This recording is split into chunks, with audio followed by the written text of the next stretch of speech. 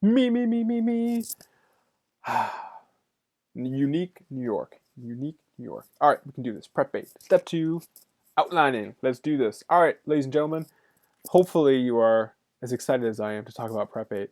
Now, the good news is that outlining, organizational formats, visual aids, audience analysis, these are all things you can use in your daily life. Please don't just use this for speaking. All right, speaking of speaking, remember your last speech? It wasn't that long ago. Well, just to kind of give you a brief synopsis of how this is a little bit different than your last speech and how we're kind of growing and becoming better and stronger communicators. Remember, you just had a takeaway, a main point, and 4 sources. Well, now we're going to have a takeaway, 2 main points, and then in each main point, you're going to have 2 subpoints. And so you're going to have at least 1 source for each subpoint. And the reason why we have subpoints is because, as my old professor used to always say, you don't want to like divide the pizza into one piece, right? The pizza, of course, being your large topic, right? You want to divide it into multiple pieces. So if main point A is talking about what it is, we want to talk about the 2 major parts of our topic. Or if it's why, we want to talk about the 2 major effects. And if it's how, particularly one way how we can do something, then we want to talk about 2 ways to do that, okay? So your subpoints just really go into a little bit more detail, and it just kind of allows you to take this big topic and just pick and choose parts of what you want to talk about. All right, so rule number 1, just an outline in general, is everything has to be in a declarative statement, okay? And by declarative statement or complete sentence, I mean you're basically saying that something is true, right? We don't want to ask questions. We don't want fragment sentences. We want statements. And the reason why is because your audience wants to follow along and understand everything that you're saying. So if you don't write your outline in complete statements, then you probably will not speak in complete statements in your speech. Number 2, this is where a lot of students get confused. You want to remember that the sources are going to support your subpoints. Therefore, you want to ice them under your subpoint headings. And so we really don't put your sources in until after we have the subpoint headings. And we want to make sure that our sources actually support what the subpoint is saying, okay? I know in the last speech it was the main point, but now we're getting a little bit more specific, and we'll talk about what that looks like in just a second. All right, finally, unfortunately, this is not a dramatic film, so we don't like surprises or cliffhangers or anything like that. You want to make sure that the takeaway previews the main points, so when we hear the takeaway, we know, okay, this speech is going to be not only a why, how, or what, how, or how, but we also have a pretty good idea of what's going to be in each main point. And then when you say the main points, we will know kind of a pretty good idea of what's going to be in the subpoints, and then finally the sources will support the subpoints. Now, a lot of students get frustrated. They're like, oh my gosh, I feel like I'm repeating myself. But you have to understand that you know the speech really well, but your audience does not know the speech well. So the more you repeat it, the more likely that they will actually like follow along, understand where you're at, and actually remember what you're saying. All right, so what does this look like?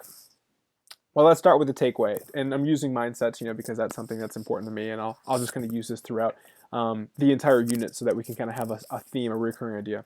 All right, so the takeaway is the complete statement. Let's see. Mindsets directly affect how students respond to your class. Therefore, simple intervention strategies can greatly improve your success. That's a complete statement, and guess what? We know what main point A and main point B is. We see the word effect, so we know that main point A is going to be a why, and then we have the simple intervention strategies can greatly improve student success, so we know that's a how, right? All right, so then we go into main point A, and now we're going to go a little bit deeper into what the why is. So we have students with a fixed mindset may put forth low effort or even cheat when they're challenged in your class. All right, so I think we got a pretty good idea of what the 2 effects are. We've got low effort and we've got cheating, and so let's see. First subpoint, when students are surprised by the challenge of an assignment, they may put forth low effort. Boom. Number 2, in other cases, students will cheat in order to keep the persona of being smart. Look at that. Or I should have said looking smart, actually. Now, what's funny is this is actually all true. Actually, low effort syndrome is a sign of students who really don't want to look stupid, so they just put low effort into something because they're like, well, this shouldn't be that challenging. Or in some cases, as you know, students will cheat when a challenge is just too high for them and it threatens their overall security. All right, so we have declarative sentences, and guess what? The main points then clearly preview the subpoints. Everything is in a declarative sentence, like I said. And then the sources would back that up. So I would get sources by Carol Dweck talking about low effort syndrome. I know exactly where that's at in her book. And then obviously cheating. Actually, it's really funny. There's this hilarious study where they actually gave all these children like a really easy assignment. And then they praised them and said, oh my gosh, you're all so smart. You're all Einstein geniuses or whatever. And so then a couple days later, they gave them a much tougher assignment. And they found that the majority of them actually cheated because it was so much harder. But they wanted to keep that persona of being smart. I had the opposite problem. Everyone always told me that I was stupid. I mean, not literally stupid, but they just made me feel stupid. And so it took me a while to find my potential. Hopefully that's not your case. Hopefully you know that you are intelligent, but you got to work for it. All right, moving on. Let's talk about main point B. This is the how, right? So how do we overcome these negative effects, assuming that we're talking to teachers? Well, we can teach students to view intelligence as a muscle, or we can provide them with growth-oriented feedback. So we know this is the how, and here we go. Subpoint 1, teaching students to view intelligence as a muscle is one way to help students change, declarative sentence, and we read it in the main point. And then finally, providing growth-oriented feedback is another way to help students change their mindset. And then again, we find sources to back these up. So essentially what you're going to be doing is completing the takeaway, the 2 main points and the 2 subpoints today. So if you want to use this as your example, that's fine. But don't forget, you also have examples in your course pack as well. 2 very good examples, one on indoor plants and another one on positive reinforcement. All right, so now let's go to the takeaway. We're going to be a little bit more specific here. So the first thing is, obviously, like I said earlier, your takeaway has to preview your 2 main points, okay? And you saw that in my example. Number 2, we want your audience to accurately predict what your 2 main points are going to be based on your takeaway. So you don't necessarily come out and say, this is a how-why speech, but you phrase it so they understand that, or excuse me, whatever type of organization you're using, why, how, what, how.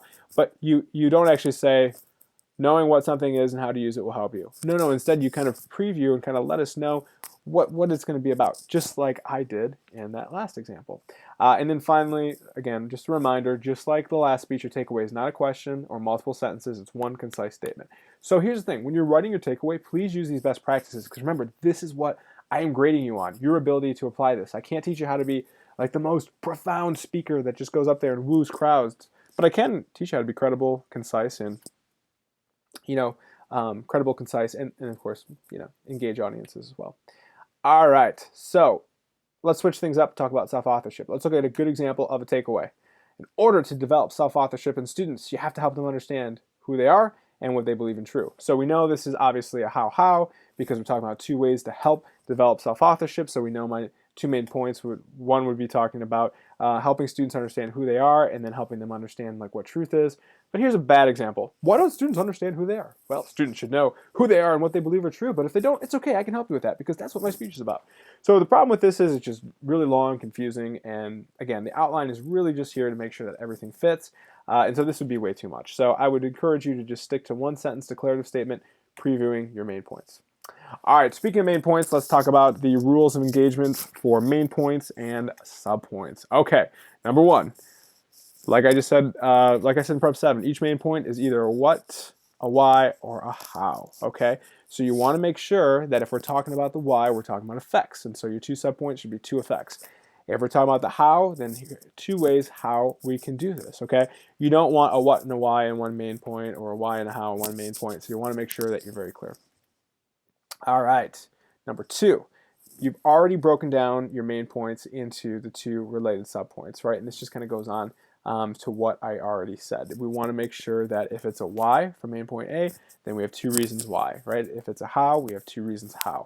Just make sure you're very clear with that, and try to use terminology that does make it clear to your audience so they understand that.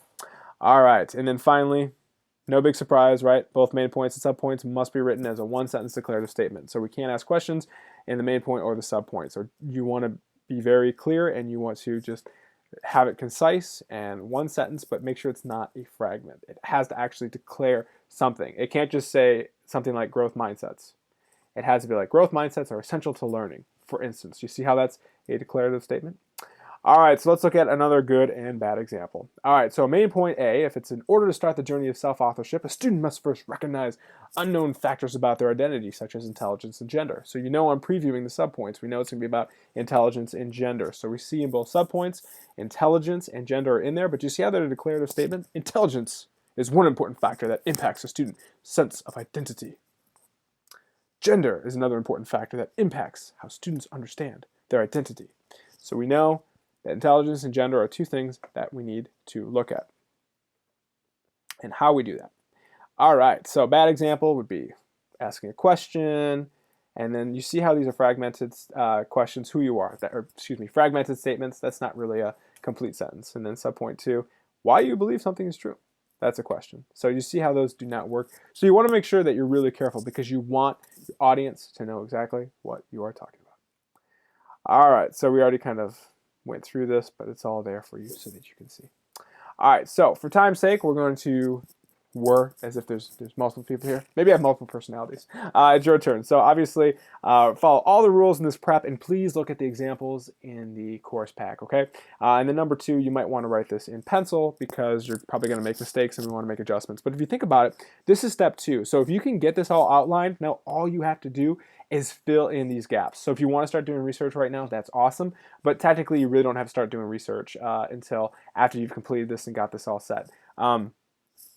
It might be helpful to make sure that you can actually defend what you're saying or support what you're saying. And so if you want to start, double checking to make sure that your sources will support these subpoints, and that's fantastic. But if you can get this completed, you are going to be in such good shape moving forward, because now we're just filling in the gaps with sources. Obviously, we still have the attention getter, we still have the transition and closing, and then you also have your audience, and then your visual aid, but this really sets up your speech in good shape. All right, if you do have, let me know if you have any questions, and please, please, please complete this the best of your ability. Even if you don't think it's right, complete it to the best of your ability before class.